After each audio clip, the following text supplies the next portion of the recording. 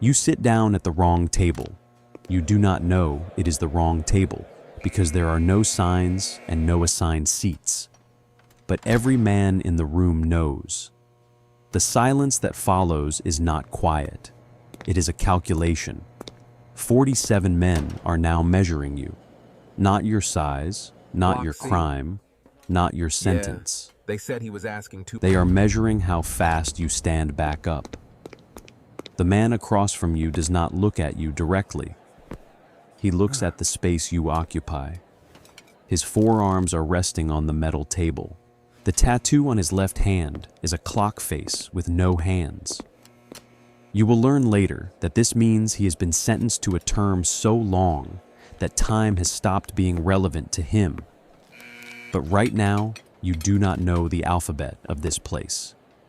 You only know that the fluorescent light above you is buzzing at a frequency that makes your teeth hum. You stand up. You do not apologize. Apologizing is a currency here, Just eat your food. and you cannot afford to spend it in the first 4 minutes. But we need to go back 12 hours, Got it. because the table is not where this started. The table is where it landed. And before we go any further, if you're new here, subscribe. This channel covers the systems most people never see from the inside. Hit the bell so you don't miss the next one. Now, let's go. 12 hours earlier, you arrived at the intake processing facility in a white bus with blacked out windows and steel mesh over the glass. The bus carried 19 men. None of you spoke.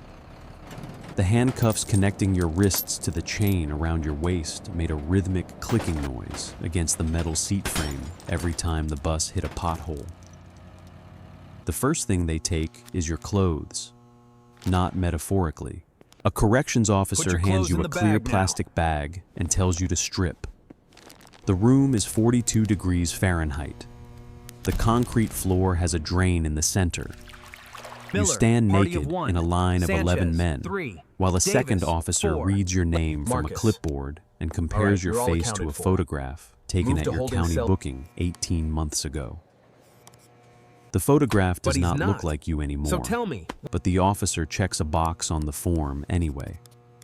They hand you a jumpsuit. It is orange. It is 2 sizes too large because they do not measure you. They estimate. The number on the wristband they fasten to your left wrist is 11 digits long. You will memorize this number before you memorize the layout of the facility, because the number is the only thing the system recognizes when it processes you. Your name is a label. You will report The to number standard is the intake protocol, address. understand? The number does not know your name. It knows your score. The score is generated by an algorithm called COMPAS, Correctional Offender Management Profiling for Alternative Sanctions. It was developed by a private company called Northpoint, now Equivant.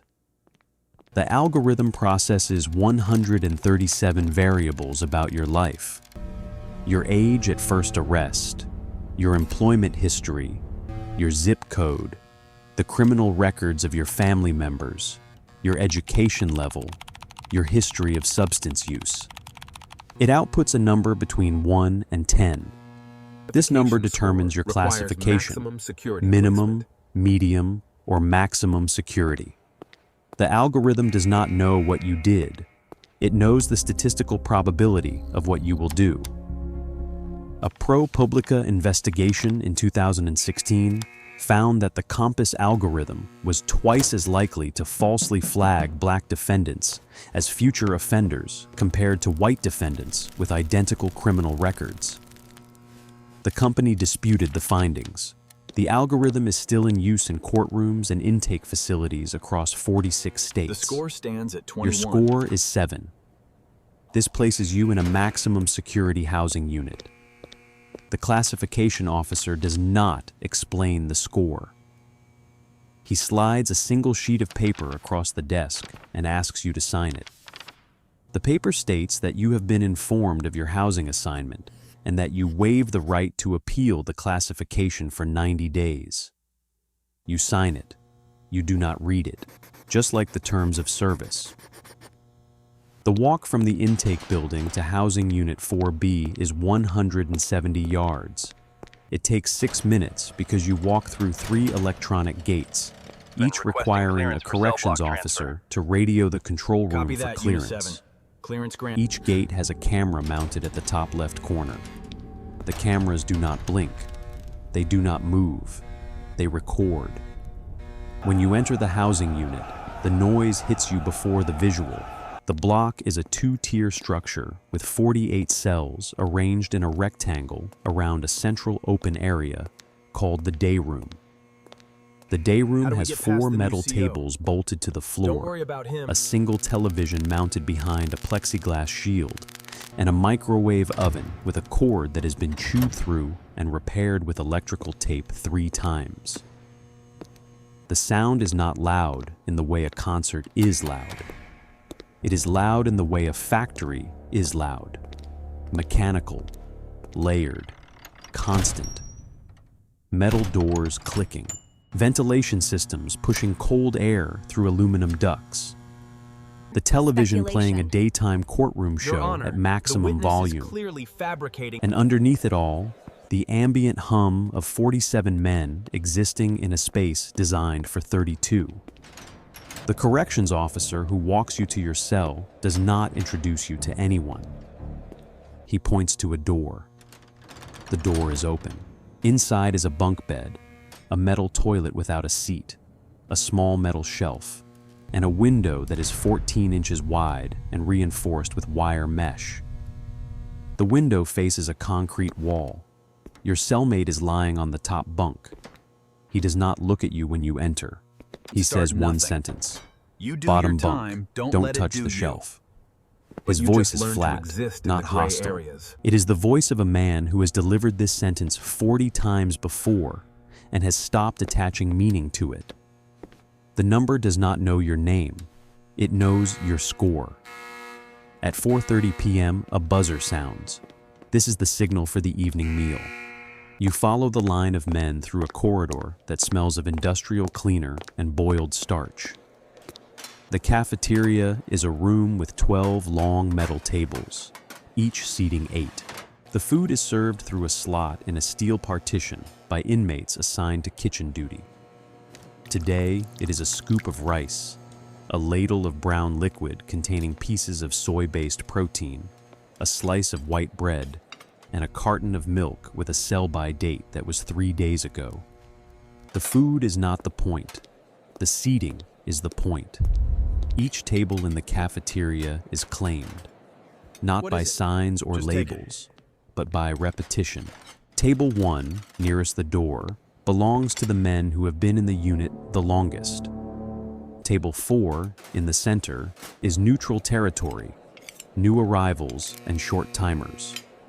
Table 7, against the back wall, is where the men with the longest sentences sit. The hierarchy is invisible but absolute. You sit at table 4 because it is the only table with an empty seat. This is correct. If you had sat at table 1 or table 7, the correction would not have been verbal. It would have been physical, and it would have happened within 20 seconds. The man at the end of table 7 is watching you. He is 6 feet 2, approximately 240 pounds. His forearms are covered in tattoos that you cannot read from this distance. He does not eat his food. He watches the room the way a floor manager watches a factory floor, not looking for problems, but measuring output. This man is not the most dangerous person in the room. The most dangerous person in the room is a man at table 3 who weighs 150 pounds, speaks softly, and controls the commissary supply chain for the entire housing unit. His name is irrelevant. His function is what matters. He is the bank. The commissary is the internal economy of the prison. Inmates can purchase items, ramen noodles, coffee packets, soap, stamps, candy bars, from a small store operated by the facility. The prices are set by the Bureau of Prisons, but the real economy is the secondary market. In the federal prison system, the primary unit of currency is not the dollar. Since 2016, when the quality and quantity of prison food declined sharply due to budget cuts under the Federal Bureau of Prisons, the primary unit of currency has been the ramen noodle packet. A single packet of Maruchan creamy chicken ramen retails in the commissary for 59 cents. On the block, it trades for services valued at approximately $3.50. A haircut costs 2 ramen packets. A load of laundry washed by hand costs 1. A phone call placed on someone else's approved list costs 5. Protection, the guarantee that no one in the block will target you for theft or intimidation, costs 10 packets per week, paid to the man at table 3. The economy is not chaos. It is a market with supply chains, credit systems, and enforcement mechanisms. If you borrow 3 packets of ramen on Monday and do not repay by Friday, the interest is 100%. If you do not repay by the following Monday, the debt is transferred to someone who will collect it through other means. The number does not know your name. It knows your score. At 10 p.m., the lights in the day room go off. The lights in the cells do not. They dim to a level that the facility describes as reduced illumination, which means you can see the ceiling, the wall, and the outline of the toilet. You cannot read. You cannot write without holding the paper 6 inches from your face. But you are never in darkness. The system does not allow darkness because darkness is unmonitorable. At 12 a.m., a corrections officer walks the tier. He carries a flashlight and a clicker. He clicks the device once for each occupied bunk. This is called the count. It happens every 4 hours, midnight, 4 more a.m., 8 more a.m., noon, 4 more p.m., 8 more p.m. If the count does not match the number on the housing roster, the entire facility goes on lockdown until the discrepancy is resolved. Your cellmate does not wake up during the count. He has trained his body to remain motionless while the flashlight beam crosses his face. The light stays on each bunk for approximately 2 seconds. Long enough to confirm a body, not long enough to confirm consciousness. You lie on the bottom bunk. The mattress is 4 inches thick. It is made of a vinyl-covered foam that does not absorb body heat. It reflects it. By 2 a.m., the temperature in the cell has dropped to 58 degrees, but the surface of the mattress is warm and damp with your own sweat. The sounds at 2 a.m. are specific. The ventilation system creates a low-frequency drone that vibrates the metal shelf. Someone 3 cells down is having a conversation through the crack at the bottom of his door. A technique called shooting the gap.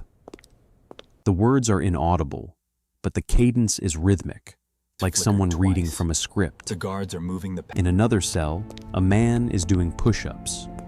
You can hear the compression of the foam mattress under his palms every 3 seconds. You do not sleep. You monitor. At 6 a.m., the buzzer sounds again.